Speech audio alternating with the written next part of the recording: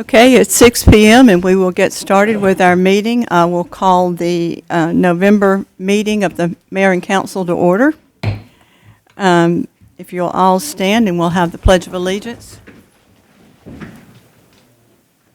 Pledge allegiance to the flag of the United States of America and to the republic for which it stands, one nation, under God, indivisible, with liberty and justice for all. If you'll remain standing, and Council Lady Bridges, would you do our invocation, please? Sure. Let us go to God in prayer. Dear great God of heaven, thank you, Father God, for this day.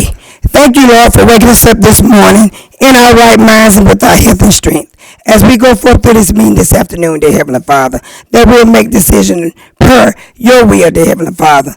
These and all of the blessings in your dear Son, Jesus Christ's name, we all do pray, and let every heart say amen. Amen.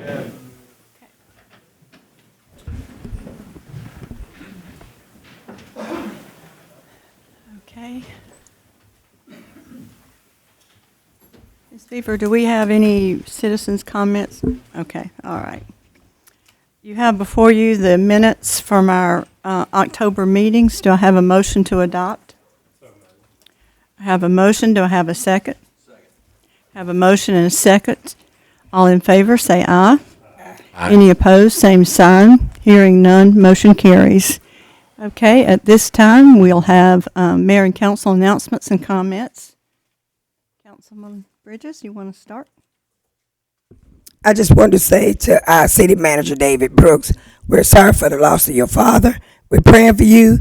If you need us for anything, let us know. And we would like a moment of silence on behalf of his father. Thank you. Okay. Councilman Uglum? And that's my only comment, too. It's my condolences to you and your family, sir. And I told him not to be here, but he's a dedicated employee. Jim? Well, I've known David for 20-something years, and his daddy would have whooped his butt if he hadn't showed up for work today. So, me too. I don't have any other comments tonight. Thank you. You're good? All right. Well, I do want to offer my condolences and also appreciate his dedication to us here at the city and taking care of us on a day-to-day basis. The only thing I do want to share is, and I don't know if any of you saw my Facebook post or not, but anybody who did not or has not ever been to the Miss Sparkle pageant needs to go. These are our special needs people, and the girls are pampered all day. They get their hair done, they get their nails done, they get their makeup done, and they have some of the most beautiful dresses I think I've ever seen. And they're all divided in age groups. They're all given a trophy because they're princesses. And they're all given a flower, and they're escorted by some very handsome and talented young men. When they introduced the escorts, they could do a talent thing. And it was amazing at how talented some of these children were, and some adults too. So anyway, it just makes your heart smile to see. And these young people were so excited. And I just commend, this is done through our therapeutic recreation program. And Jennifer Gunnels is our person for that, and she does a great job. And there's no way to measure the smiles on those people's faces. So anyway, I want to thank them for doing that every year, because it's a lot of work, because, some of them are not real cooperative, and some of the little girls were just cute as they could be because they weren't cooperative. So anyway, but I do want to thank them for all the jobs they do. Okay, Mr. Brooks, do you have anything? Just quickly, as we enter this Thanksgiving season, I just want to say I'm thankful for this organization, people that I work with, and that I can also call friends, and all the many friends that I have. All right. Do I have a motion to approve the agenda items for consideration? So moved. Do I have a second? Second. I have a motion and a second. All in favor, say aye. Aye. Any opposed, same sign. Hearing none, motion carries. Okay, our first item is a site plan amendment, request to allow for manufactured housing, West Georgia for Habitat for Humanity. Do you want to ask about the translation? Oh, I'm sorry, yes. Is there anyone here that needs a translator?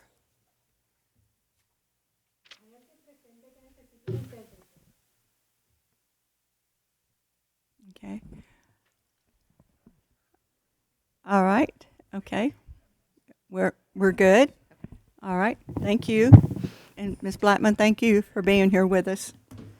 Okay.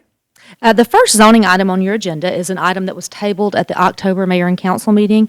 The item is to amend a planned development at 216 and 302 Avalon Drive. These two lots are located in Tanyard Creek subdivision.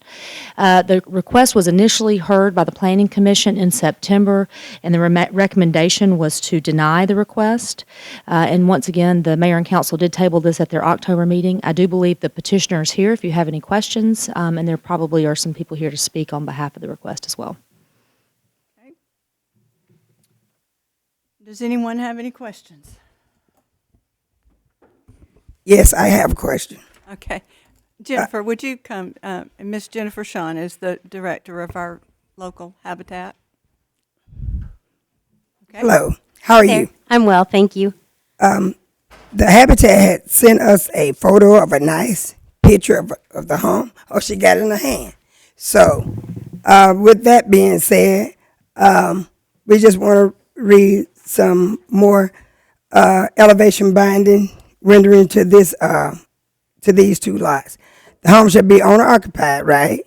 A front porch of at least 6 feet in depth, minimum 22 feet in length, with a gable covered roof similar to the 214 Avalon Drive shall be constructed on each home. A paved driveway with parking for at least 2 vehicles shall be installed for each home.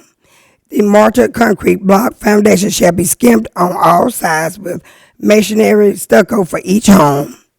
A rear or a patio shall be constructed for each home, and both lots shall be sodded and landscaped.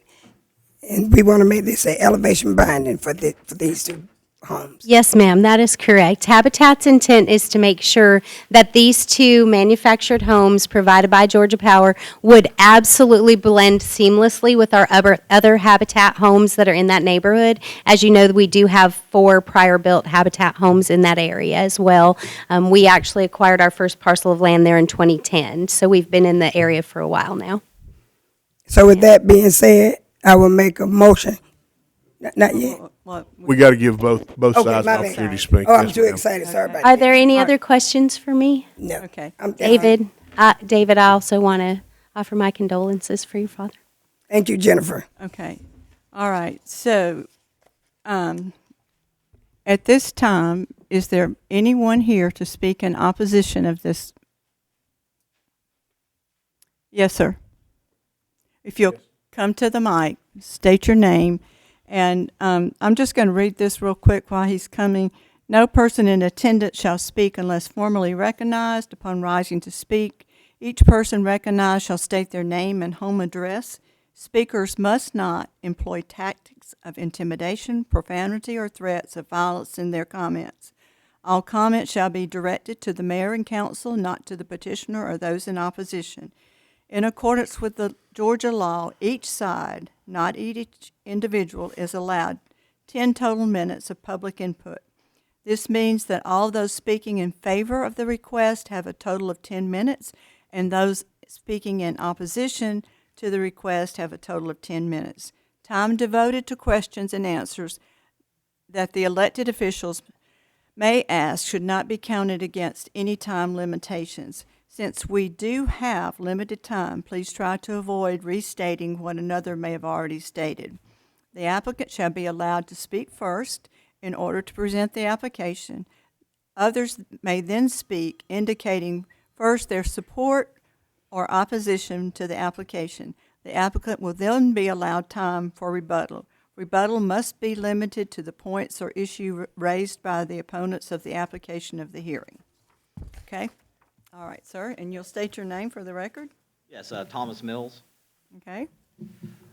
Yes, Please. yeah, home address is 2190 Lakeview Parkway in Villa Rica, but we own 4 properties on Chalfont Circle, which, and 305, well, 3 on Chalfont Circle, and then 1 on 305 Avalon, which is directly across from these 2 lots in that area. So appreciate you having us here tonight, of course. And we were here a month ago and rose in opposition to putting manufactured or trailer-type homes into our neighborhood where we have traditionally, general construction, stick-built homes on foundations in those areas. The research that I've done since that time show that which really confirmed what I said at the last meeting, that manufactured homes overall tend to go down in value. Our neighbors and the housing that we bought in this area have already appreciated very nicely since they've been built, and I think that's a bonus to the neighborhood. The manufactured housing does not fit with the continuity of the neighborhood and the way the other houses are constructed. I think there's nothing wrong with manufactured housing, but normally they're put in their own developments and not inside the city of Carrollton to this point that I believe. I have an article here from Manufactured Homes, and there's multiple articles that you can look up from a variety of information and research papers that manufactured homes do not hold their value. They go down in value over the time. They depreciate, where traditionally built homes appreciate in value and hold that value and improve the properties and the wealth of the people that own those properties in that area. We've talked to a lot of the neighbors, and they feel this way as well, that we are not opposed to having a traditionally built home in there. And I did not know Habitat and Humanity had other homes in there that they built traditionally, which I don't see why they couldn't do that again. Our builder, Tony Tritt from Tritt Realty, talked to him. He has looked at those lots. He said there is no reason at all that a traditionally built house cannot be built on those lots. And he's actually looked at that before. He's not here, of course, but that is my conversations with him as far as those properties are concerned. I do have one study here that I printed out. I don't know if it's of interest to anyone, but it does show how manufactured housing does go down in value at quite a bit of a rate compared to traditionally built houses. Okay, thank you. Can we put this into the record, or? You can hand that to Ms. Beaver, and then she can give it to us. Okay, anyone else want to address? I got a question, if you don't mind, for you, please. At the last meeting that we did discuss this, my request to people that were concerned about this was that they make a trip down to Clayton Homes in Bowden and look at the manufactured homes that are being considered for this. Did you happen to go down there? I did not, but I know I'm from East Tennessee originally, where Clayton Homes originated. They were a company that grew over time, and of course were acquired by Berkshire Hathaway a number of years ago. Anecdotally, I've heard a lot of issues with Clayton Homes, just a quick search on the internet can show you multiple lawsuits against Clayton Homes. Well, you answered my question, Yes, no, sir. that you did not go down there and view the homes I'm in the that are being construction industry, considered. and I very much know how those, and I've actually been in other plants before of manufactured homes. Yeah, I appreciate it. Thank you. Any other questions? Okay, all right. Is there anyone else here? Okay, all right. Okay, Hello, how y'all doing? This is my first time ever doing this. I'm here. My name is Marvin Martinez. My address is 319 Avalon Drive. I'm here in representation of my mother because she's out of town for a job assignment. So, give me 1 second, y'all. Thank you for being patient with me. We oppose the motion for pre-manufactured homes to be installed in Avalon Drive. We are concerned that placing these pre-manufactured homes in these two lots will affect the value of our homes in the future also. Our families have made multiple sacrifices to acquire a place to live and raise their families, and it's not fair to jeopardize the value of their homes, not with the approval of this petition by Habitat. Everyone has the right to have a place to live, but Habitat can find a different lot to try their experiment with their pre-manufactured homes without affecting our families also. We already live, and we work in the city. We're contributors into the economy of the city, and we are registered voters in the city also. That's really what I got. My mom kind of helped me do this, but I'm really just here representing everybody, majority of the Latino and African American community also. Majority of those people do make up the neighborhood, and so we, from a lot of ears that I'm hearing, we do go against the vote with that. But thank you for your time.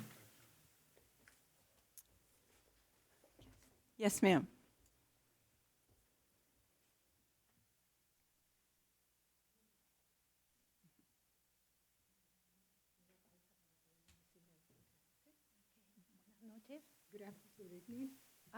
Soy Erika Medrano. I'm Erika Medrano.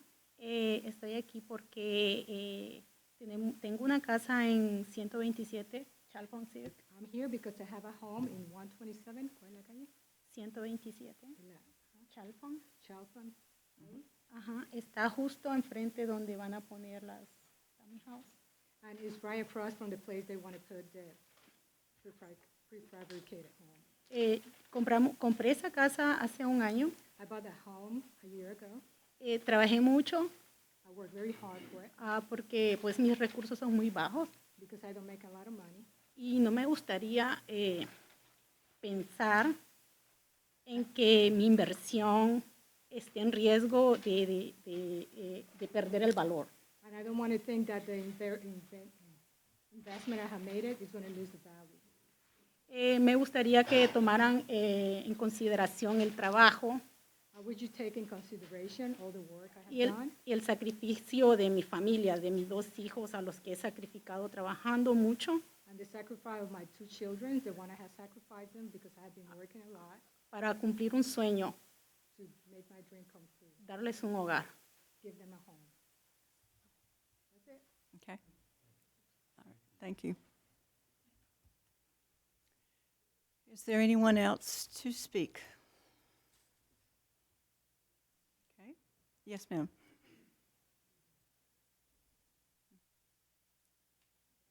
I'm Ashley Hicks. I live at 203 Avalon Drive. I am a Habitat homeowner. So what I came here to say is that in 2017, I was living in the project homes that are adjacent to Chalfont Circle and Avalon Drive, and I didn't have anywhere to live other than those project homes. So if you're on Avalon and Chalfont, you have project homes here, and then you have duplexes here. And right in the center are the homes that are either built by Habitat or built by another company or whatever. So I had nowhere to live. Habitat, they had the land donated for my home. They built my home. They have a lot of donors who donate money, people who donate their time, different things like that, that actually help me and my two children, I'm a single mother, have a place to live. I would say I don't know much about these manufactured homes. All I know is that, you know, they were donated to Habitat so that someone could have a home. As far as I understand, these homes are going to be there just like my home is there. It's just a different process. As far as value goes and appreciation or depreciation, I don't know. I hear that they are actually supposed to be better than the homes that are built, the stick-built homes. So, like I said, in my eyes is I feel like everyone deserves to have a home, and it's not like we're just handing out these homes to people. People actually have to pay mortgages, they have to pay their bills. It's not just a handout. They're actually giving us a hand up so that we have a chance to have a good, stable home to live in. So I just want to say that I hope that they are able to have these homes there regardless, because people need homes. And like, it takes a long time. The process is longer to build a stick-built home than to have these manufactured homes. These homes are donated, so they can just be placed there whenever they're ready. And if they have to build a home like they traditionally would, it's going to take longer for someone to be able to move in. And let me just tell you, if you've ever been homeless or living in a place where it's infested or the ground is rotting, the flooring is rotting, or you can't take care of it, it's imminent that you have somewhere to live. So that's all I got to say. Thanks for your time. Thank you. Okay. All right. That was someone speaking in favor of it. Is there anyone else to speak against it? Okay. All right. Is there anyone else to speak in favor of it? Yes, ma'am.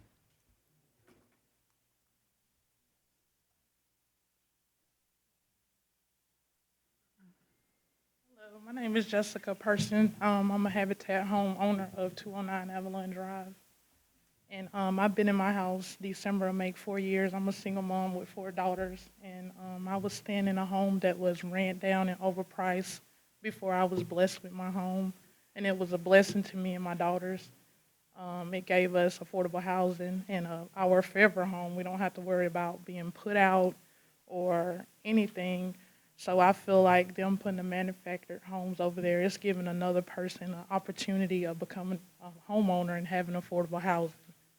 And it could be their forever home. It's not like they're moving in there and it's a rental property. They're going to be owning it, paying a mortgage, property taxes like everybody else. And I think it'll be good because for the lower income families to have a place to live. And so I'm all for it because, I was on the lower side of income, and I would have probably never been a homeowner if it had not been for Habitat. So it was a blessing to me and my girls. And so it would be nice to have them over there because I would like to see another family have a forever home as well, like I do. Okay. Yeah. All right. All right. Thank you. Yes, ma'am.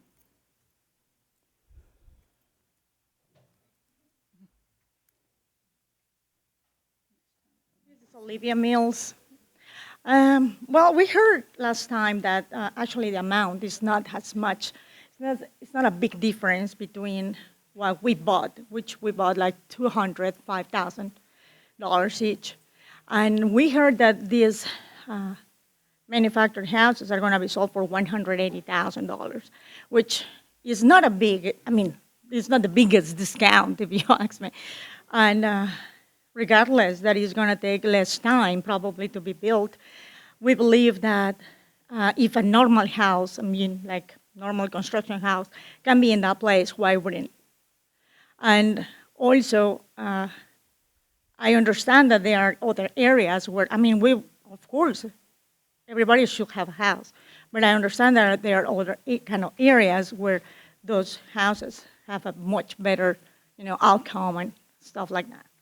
It's just that it doesn't seem to be accordingly with the rest of the neighborhood. Okay. Thanks. All right. Thank you. All right. That's it? Okay. All right. Our time has expired. Jennifer, do you have anything to add? I mean, this has to be a rebuttal now. This is just really quickly. I just want to share that the reason that Habitat is not putting 2 stick-built homes in that area is because it took us over 18 months to raise the $100,000 that we committed to our last build, and that build ended up costing $190,000. That is the cost of construction materials at this time. That was what it took for a stick-built home. Georgia Power approached us in February of 2022 to ask if we would partner for this project. These homes will be gifted to Habitat. There's a collaborative effort. Our costs for developing the parcels of land and finishing them is covered mainly by a grant from Southwire, from grants from Publix charities, and also from Carroll-GA Foundation. So these homes are affordable for Habitat because the cost to us is absolutely minimal, and we're able to put 2 Habitat home buyers there. This is a one-time thing, a blessing that Georgia Power has offered this collaborative opportunity for us, and so that's really the reason that we're not building a stick-built home. Those parcels would sit undeveloped until I could raise that money. I'm only able to raise money in Carroll and Haralson County, so I just wanted to let them know why we're not just continuing to place stick-built homes in that area. But again, I want you to know we've been invested in that community since our first parcel of land in 2010, and then we acquired 10 other parcels in 2018, and we've been building 1 Habitat home per year since, but that last cost of the home that we built, being $190,000, has really outplaced us financially to continue. Thank you so much for your time. Thank you. Yes, sir.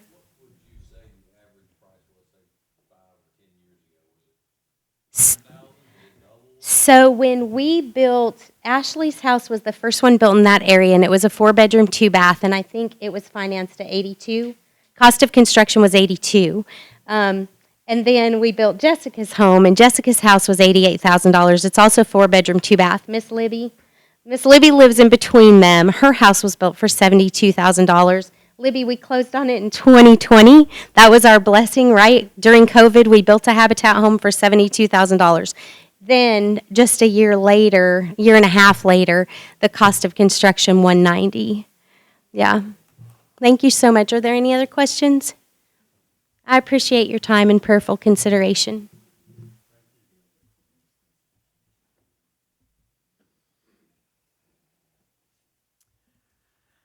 Okay. At this time, I will entertain a motion to approve or deny.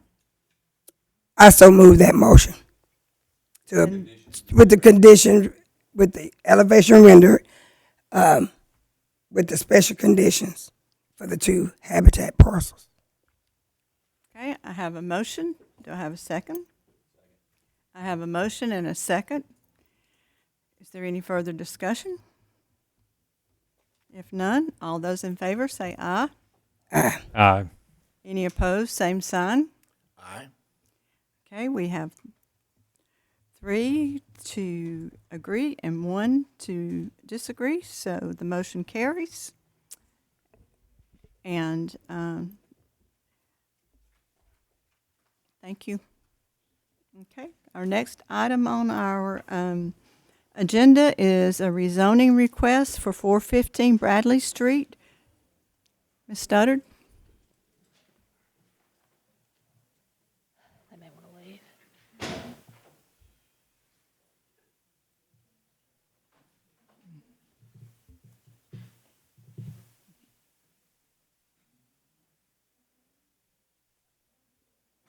All right, I'll go ahead and get started when they're Okay. leaving out.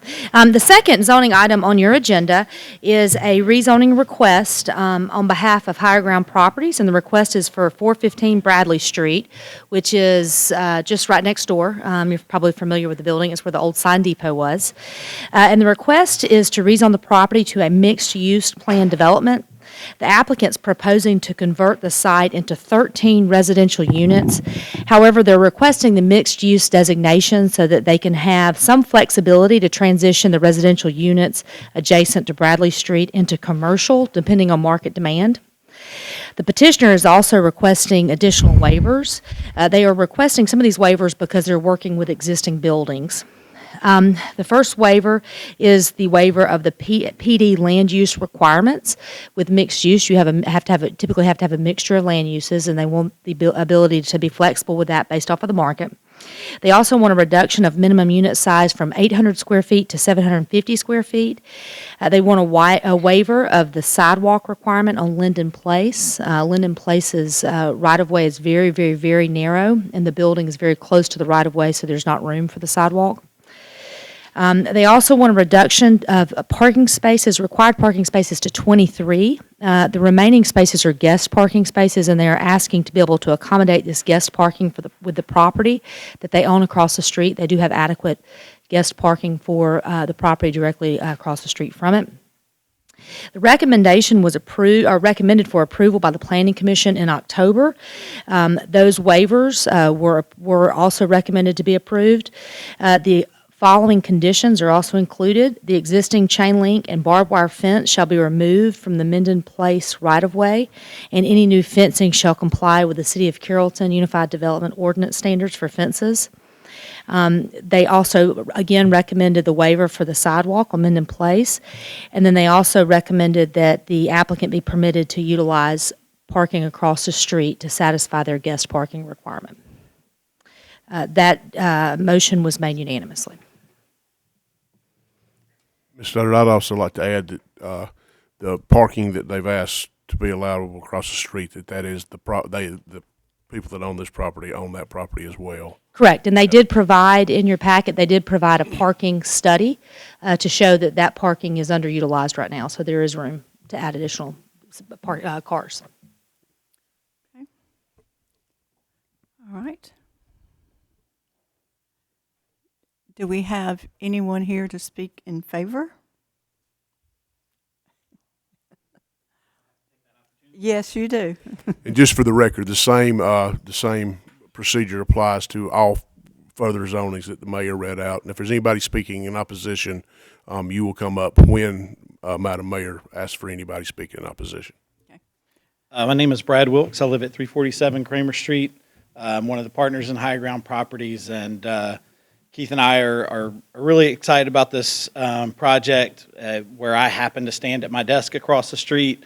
I'm constantly looking out the window at this building, and while it's for sale, not every day, every 15 minutes, I was looking over there trying to figure out what can we do with this to make this work. So I think that what we've come up with will improve an eyesore and quite frankly is the perfect type project for what the new comprehensive plan and what we're working on with the downtown master plan. I think that both of those plans will speak to exactly this type of project, and so we're excited about it and hope that y'all will be as well. Thank you. All right, do we have anyone here speaking in opposition of this project? Okay. All right, anybody here speaking in favor other than the applicant? We're excited. I think this is going to be a great asset to our downtown area, and we're looking forward to it. So do I have a motion to approve the rezoning request for 415 Bradley Street from a mixed-use PD to a revised mixed-use plan development, and with the specifications that have been outlined by the Planning Commission? All right, I have a motion. Do I have a second? Have a motion and a second. All in favor, say aye. Aye. Any opposed, same sign. Motion carries. Okay, the next item on the agenda is annexation and rezoning request of 1807 Highway 27 North. Yes, this particular request is an annexation and rezoning of approximately 10.72 acres. The request is to annex it from Carroll County jurisdiction to C2, which is general commercial. It is located near the intersection of Highway 27 and Linda Lane, and the Planning Commission did review this request during their October Planning Commission meeting. They recommended unanimous approval with the following two conditions. The first condition is that no vehicular access shall be permitted onto Linda Lane.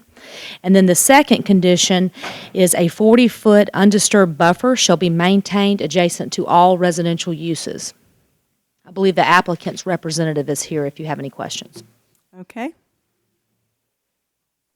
Is there anyone here to speak in favor other than the applicant? And do you want to address?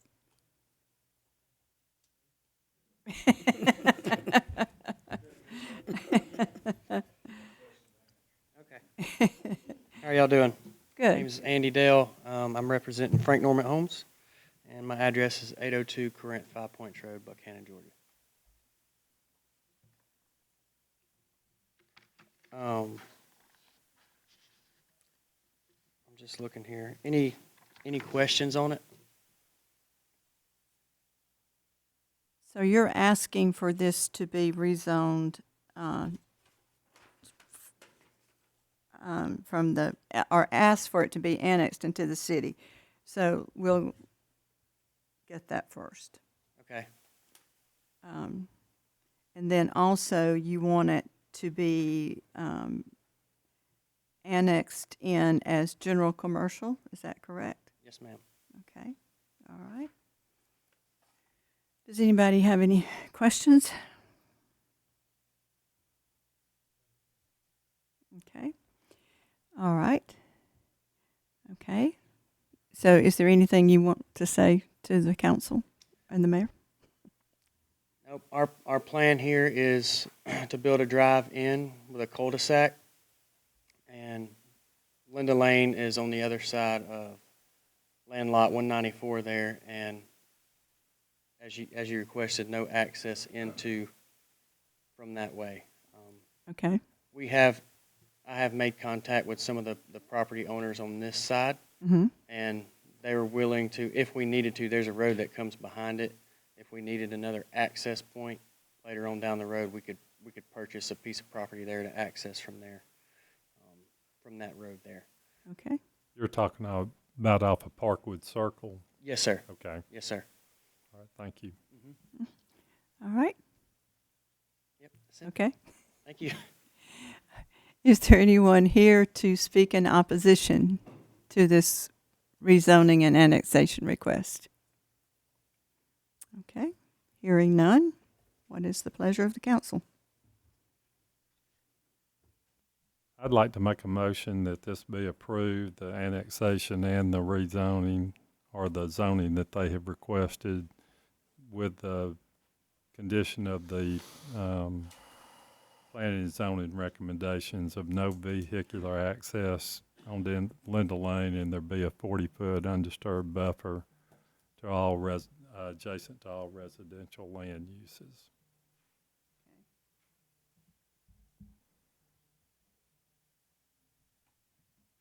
All right. We have a motion. Do we have a second? Have a motion and a second. Is there any further discussion? Hearing none, all those in favor say aye. Aye. Any opposed, same sign. Motion carries. Okay. All right, so the next one is a rezoning and annexation request from Bankhead Highway. And this is from the county to the city, general commercial, to M1, which is light commercial, industry, I'm sorry.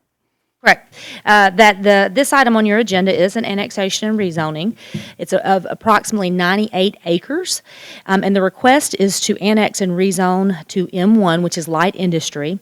The vast majority of it is in Carroll County jurisdiction, but there is a 0.14 acre tract in the city of Carrollton jurisdiction that's currently zoned C2 that's close to the existing Quick Trip. The petitioner is requesting this M1 designation in order to develop a warehousing and distribution facility. They did provide a site plan with the request. The Planning Commission did review this request, and they made the following recommendations based off of the conditions that exist to the industrially zoned property to the west of the property, so these are consistent with those conditions.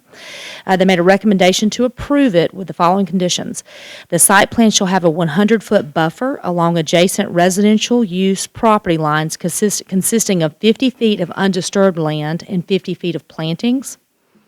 A 20-foot planted buffer shall be planted along the property line adjacent to the church in the southeast quadrant of the tract. This particular area of the property is mostly pasture, so there's no existing vegetation to retain there, so they were wanting to see something planted there to give a buffer to the church. And then finally, a 50-foot setback for any structure shall be in place adjacent to the church in the southeast quadrant of the tract as well. The Planning Commission made a recommendation to approve this project 6-1. And I do believe the applicant's here to speak. Okay. So do we have someone here to represent Anchor Construction? Good evening. My name is Bob Weaver. I'm a professional engineer, land surveyor, and principal with Anchor Construction, 7121 Grape Road, Granger, Indiana, and be happy to answer any of your questions. We concur with staff recommendation, agree with the conditions that were imposed, and we provided site plan. Also want to say David Brooks and Erica Studdard represent your community very well, providing information along with other staff, so represent very well somebody coming in looking at the possibility of development, very knowledgeable, represent the city very well. Thank you. You're welcome. All right. We build all over the country, so it really varies. They've been excellent to work with. All right. All right. Do y'all have any questions? Any questions? Okay. I've got one. Nobody will tell us what this is. Probably the answer is going to be no. No. So, driving out there today, holding up traffic, looking this way, is this something you'll be able to see from Highway 61 or Bankhead Highway? I believe so. So if you look at our site plan, which we provided, you'll see our clients would, for what they want to build, ultimately 1.2 million square feet over time, own it, takes a fair amount of land. They don't have to be on the front. So, obviously the land in front is potential for development, but you have, I think about 48 feet of rise from the highway to where the building would be. So we are in anticipation that you'll be able to see some of the frontage of it. It's going to be it'll be attractive. It'll be office in front and attached and be attractive, and obviously landscape parking lot. And there's other development adjacent on both sides of us, and our client is looking at this being developed in less than 5 years, so it should set off the whole area. And in front will be all cleaned up. There was a lawnmower shop. Now we don't own the building that got a lot of stuff parked out in front of it or around it there, those two concrete buildings. We don't own that, but everything around it we do. And, all that'll be cleaned up and look very presentable. Should be very attractive. Yep. Good. How tall will your building be? So our warehouse area typically is 37 feet, maybe to peak. And then there is typically what we call a mini load or automated storage and retrieval system that's attached that will be 52 feet-ish. That's smaller, but about 52 feet total in height. Pretty tall. Yeah. Well, I'll take you at your word that it's going to be attractive and a good addition, and 'cause a lot of people drive by there every day. Well, absolutely. And so we didn't come in with just with a blank piece of ground shown for this. We actually brought you concept so you could see what it looks like. And this is owner occupied. I think you'll be excessively, or not building to lease. You see Amazons that are left empty right now all over because they overbuilt. This is owner occupied, so we're not speculating to build to lease to somebody. So you'll find a good neighbor with good jobs and a member of the community. Good. Thank you. Welcome. Any other questions? Okay. Thank you. You're welcome. Thank you. Is there anyone here to speak in opposition of this project? Okay. Is there any? Madam Mayor, could I just add that it has been a pleasure working with this group. They've been very professional from the very beginning, been very easy to work with, and I'm personally really excited about the possibilities of what could what could happen out there on that corridor. Okay, all right. Thank you very much. All right, at this time, I'll entertain a motion first to annex the property into the city and to include the rezoning request. Okay, I have a motion. Do I have a second? Have a motion and a second. Is there any further discussion? Hearing none, all those in favor say aye. Aye. Any opposed, same sign. Hearing none, motion carries. Okay, the next item on the agenda, Ms. Studdard's getting her exercise Did up my and down. steps today. Yeah, Bankhead Highway. Ms. Studdard, before you start that one, I would also like to point out that Mr. Brian Deal with the Chamber in Carrollton Mars, along with Haley and Joseph Ingwe, are here tonight representing these projects as well. They've been intimately involved even before we got involved with it. So appreciate you guys being here tonight too. Yeah, well, we're very proud of our chamber executives and staff, and we have a great partnership, and I think that's saying a lot because a lot of communities are not that way. All right, Ms. Erica. All right, the final zoning item on your agenda tonight is another annexation and rezoning request. This property is a 110-acre tract that is immediately east of the tract that you just reviewed. And the original request was to annex and rezone the property from Carroll County jurisdiction to M2 for the purpose of developing a speculative industrial use. However, the Planning Commission did review this during their October meeting, and they were inclined to approve this request with a consistent zoning designation to the property to the west of it. And so their recommendation is actually to approve it as an M1 zoning designation, so annexing and rezoning it as an M1 zoning designation.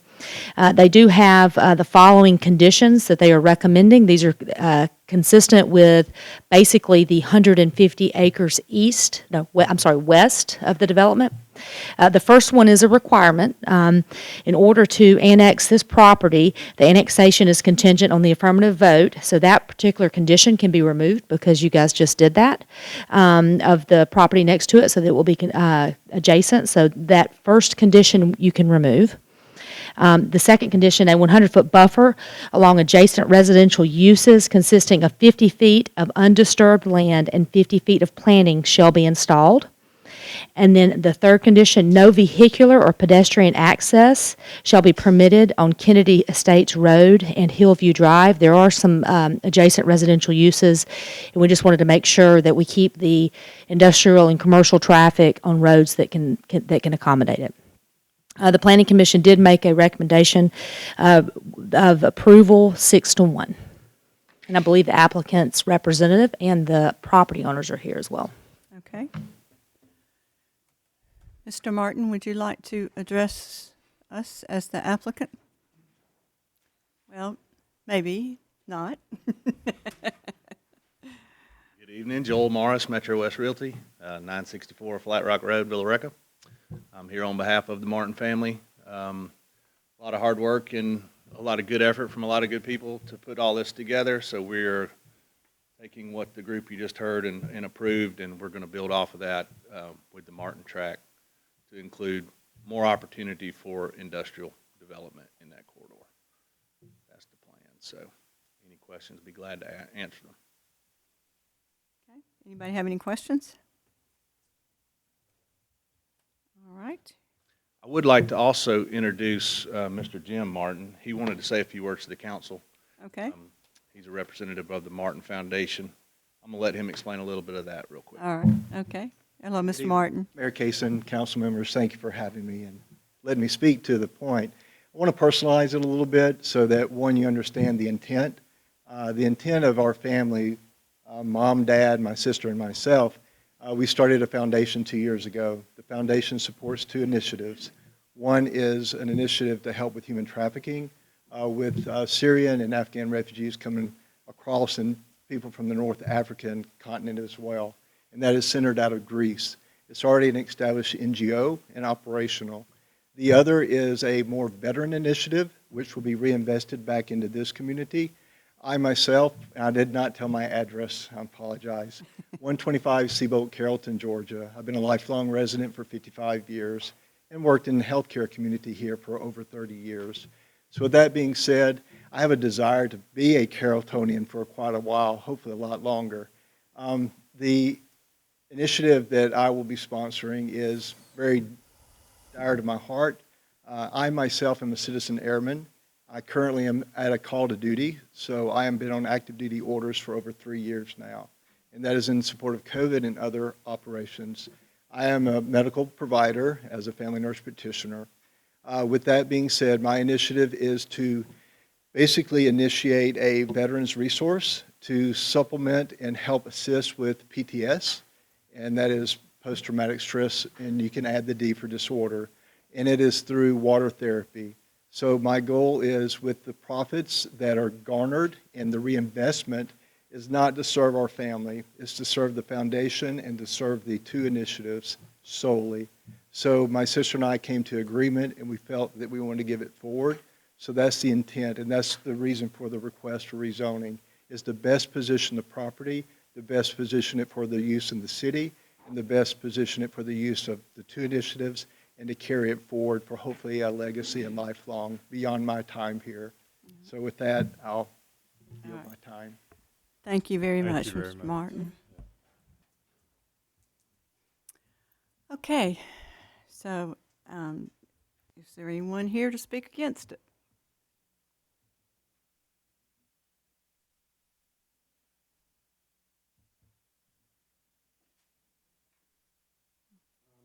David Donaldson, 25 Hillview. All of this is pretty much in my backyard.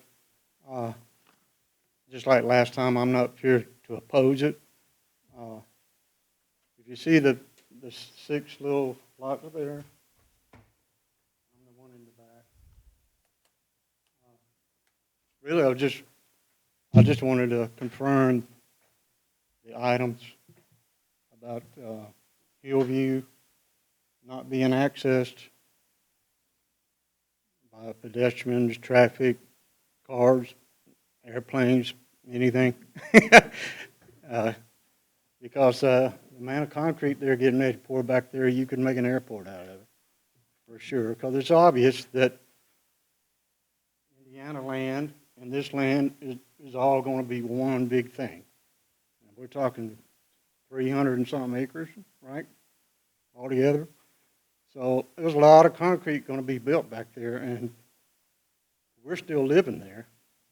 We would kind of like to have that buffer zone. And honestly, 150 feet would be preferred. And I think I saw something that said part of it planted and part of it not planted, or something like that. It'd be 50 feet of undisturbed, that they would not disturb that land. The current vegetation would stay in place there, and along with 50 feet of planting, so that the 50 feet of vegetation that's there now and 50 extra feet of what they would come in and plant. In the areas that's already planted in forest and woods, would there be a reason to plow it down? Not, they can go, the first 50 feet from the property line up cannot be disturbed. But the 100 feet, Then they've got to landscape plant. Yep. If they were to have to disturb that area during the construction and the grading of the process, if they have to do that, then they would have to come back and replant in that 50 feet. So some of the construction might require them to disturb that area of land, but if they do, then they would have to come back and put 50 feet. If they did not, if they could do the whole thing, if it's already buffered in natural vegetation, they obviously could leave that, and would if it was conducive to the project. okay. That's all I had to say is, I'm not opposed to it. I just wanted to make sure that those concessions were Yes, sir. written down. They will be. Absolutely. It's going to be amazing what's back there in 20 years. Probably a whole bunch of abandoned concrete, probably. We hope not. All right. Is there anyone else to speak against it?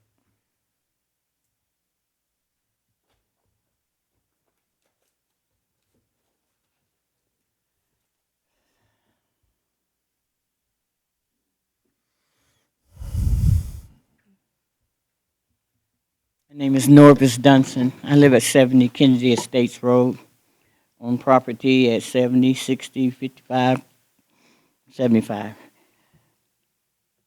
We were told like last time when they were look as you look at the map there, and you come to Selbarn Road. You know, it's right in there. It's like that little, I'll say that line right through there. Right there on Selbarn Road, we don't want them to use Selbarn Road as an entrance because due to the fact of coming off of the highway, it's a very sharp curve. 'Cause when we come across, we got to get across there. If because that highway stayed busy. We have had, I said, we just had an accident there last week. All the lights out in the neighborhood because somebody hit that pole. And see, and that's just people coming up and down the road there. Also, our road, Selborn, the reason why we don't want it used as an entrance, it's not as wide as Old Airport because there's very little traffic, just neighbors, traveling that road. So it's not as wide. Most of the time, we call that point A as you coming off of Bankhead Highway. Now, last time when we was here, a young man made a statement that 18-wheelers come up and down that road, which they don't. But if they did come that way, they would come at point B where Scott Evans Dodge is at. But most of the time, we don't even see it. Even most of the people that come up there for sales on Monday, most of the time, we don't see them coming our way because they always use going out around there at Scott Evans Dodge. Also, like I told you, there was a sharp curve there. And then my question was this. Okay, when you're talking about the rezoning, is that part that what they supposed to be building and hoping is like industry, is that going to be city annex or how far is the annex going to be? Is Kennedy Estate and the rest of them, are we staying county or is that city or what? Yes, you will stay in the county. The only part that will be in the city is what those two landowners own. Okay, and you did make a motion for light industry, if I'm not mistaken. I think that's what I heard last time. Yes, that's correct. Okay, so I know he just asked that question, but like if looking at where my property is there, so it's still that 50 feet from there too? From behind like my houses? Yes, ma'am. It's the 50-foot undisturbed buffer plus a 50-foot planted buffer, so it'll actually be 100 feet. So, and like you said, now they have to tear the vegetation down, that it will be replaced so that That's right. we won't Right. be looking in my back door at a plant. That's No. correct. I can still will see not. some trees. Yes, ma'am. Okay, let's see. So you answered that question, and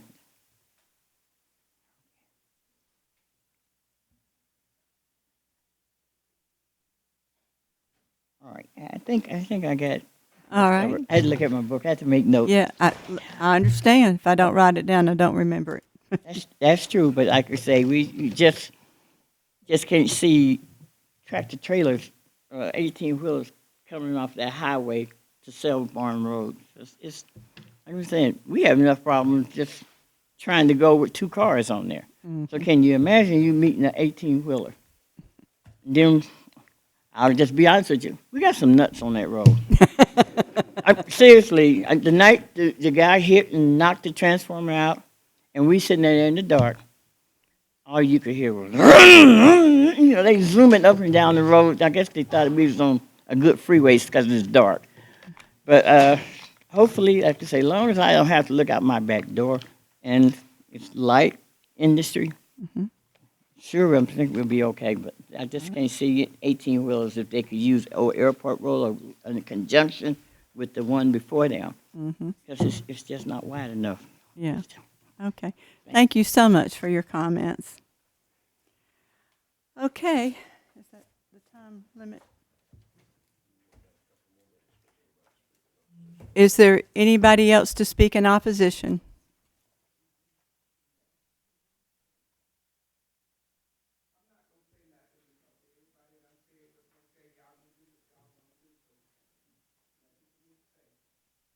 Okay. All right. Thank you.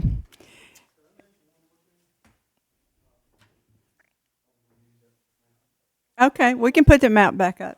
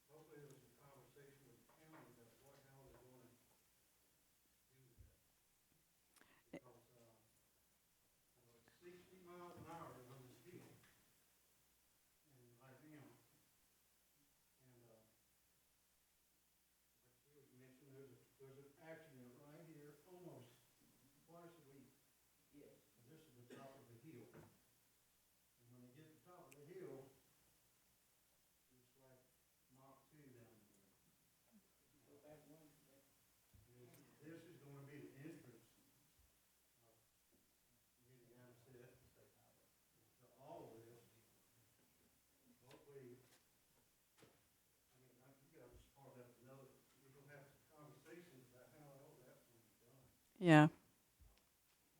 Well, that's a conversation that you really need to take up with the state DOT, because that's a state highway. The highway 61 right there is a state highway. The city of Carrollton has no control over.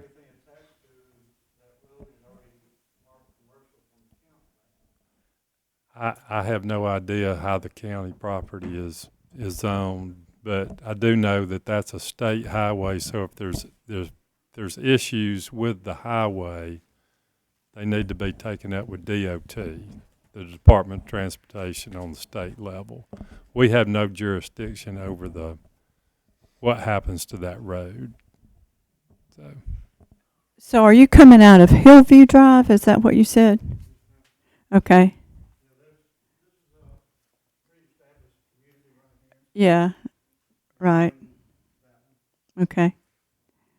Sir, we will do a traffic impact analysis on the amount of traffic that could possibly be in and out. So it's not something that we'll just go completely blind into. We will have an analysis with a recommendation or a ask to the Georgia Department of Transportation. We will have a recommendation or an ask to the state should an impact analysis warrant doing something additional on that section of highway.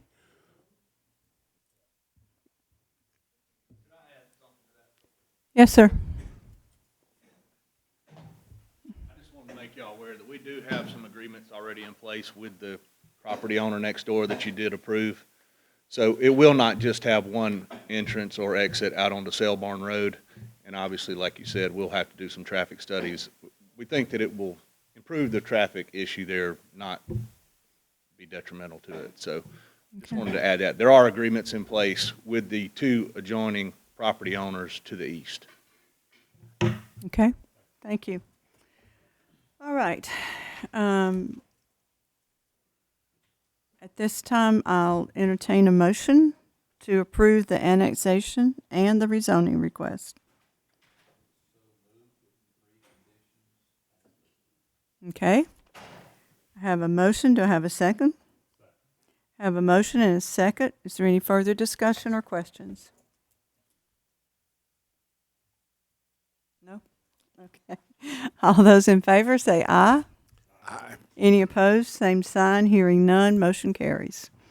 Okay. Now, the next item on our agenda is our resolution 12-2023. And we're so excited about this. This is our TAD district policies and procedures that we've all had a chance to review. Mr. Brooks, do you want to say anything about this? Just that I am so excited to be able to put the final, dot the final I and cross the final T on this endeavor that we started almost 2 years ago. January would be 2 years in the process, and all the steps that we've gone through to get to this point through the state legislature and the referendum and getting it passed. It overwhelmingly passed by about 76%. Is that right? On the referendum, 74 to 76%. And so we're just excited.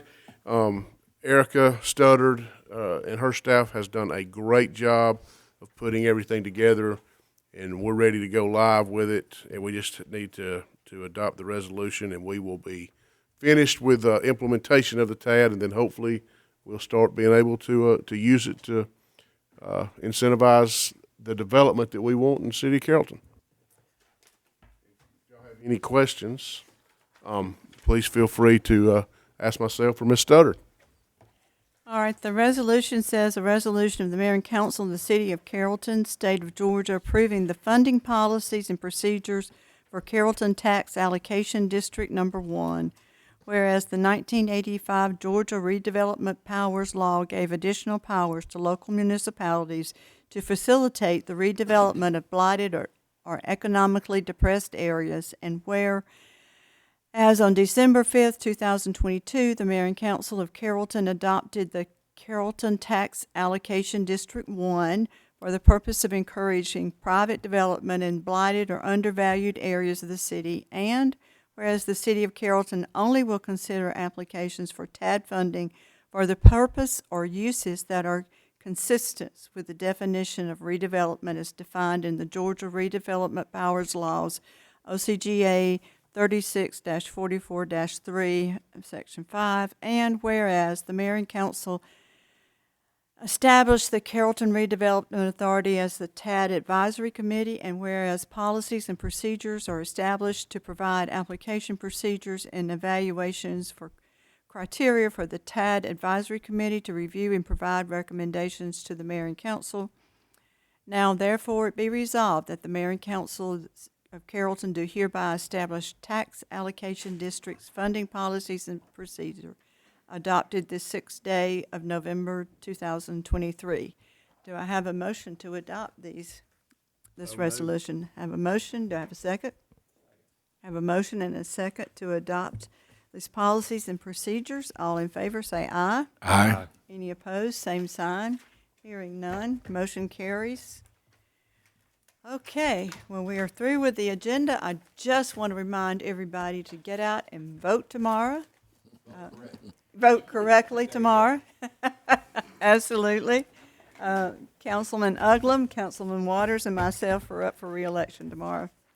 So thank you all. Do I have a motion to adjourn? So moved. And I have a second. Have a motion and a second. All those in favor say aye. Any opposed, same sign. Hearing none, motion carries.